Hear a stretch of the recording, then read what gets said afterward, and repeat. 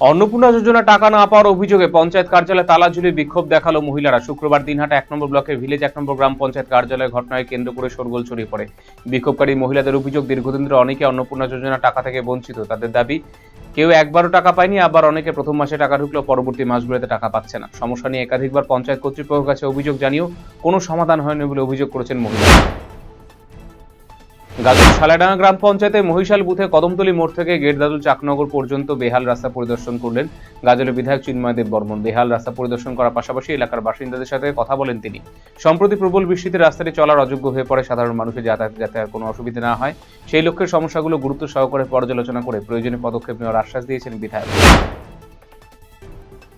অন্নপূর্ণা যোজনার সুবিধা পাওয়ার যোগ্য হওয়া সত্ত্বেও এখনো বহু মহিলার ব্যাংক অ্যাকাউন্টে টাকা ঢোকেনি, এমন অভিযোগ তুলে শুক্রবার মানিকচক ব্লকের শতাধিক মহিলা ব্লক অফিসে জমায়েত হয়ে বিক্ষোভ দেখায়।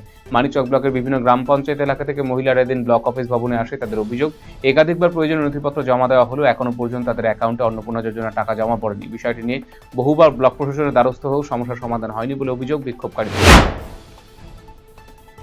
জাল নোট ও সিম কার্ড পাচারকাণ্ডে আরও এক ব্যক্তিকে গ্রেপ্তার করল এসটিএফ। ধৃতের নাম ফজল রবি।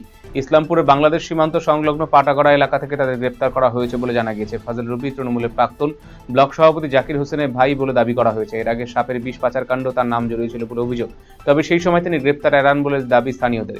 এবারে জাল নোট, সিম কার্ড পাচারের ও পাশাপাশি পাকিস্তানি গুপ্তচর সংস্থার হয়ে কাজ করার অভিযোগে এসটিএফ হাতে গ্রেপ্তার হল এই ফজল রবি।